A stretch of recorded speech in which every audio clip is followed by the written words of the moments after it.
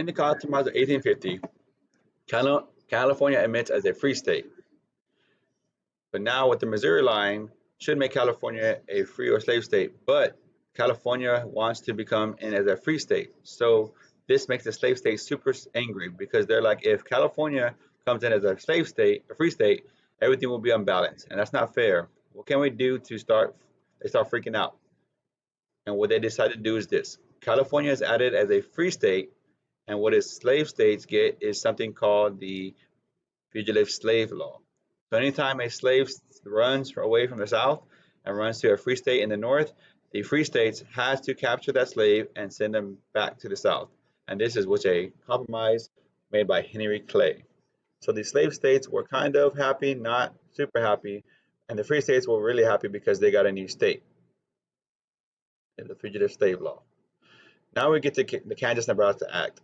So we have Missouri added as a slave state, Maine as a free state, and we're all honesty, our government at this point is tired of deciding on free states and slave states. So what they decided to do is called something called popular sovereignty, which means that inside of the territory, they vote to make it free or slave states. You can decide for yourself by voting. That's what popular sovereignty means. Whenever votes or decision is most popular, that's the one that wins.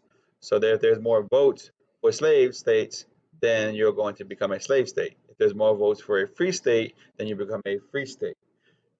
Now the problem with this is tons of people started moving into a state like Kansas, so the votes can change, and people were pro-slavery, wanted slavery to move into Kansas, but then you also have anti-slavery people moving into Kansas, and what ends up happening is a bunch of violence and out of control acting.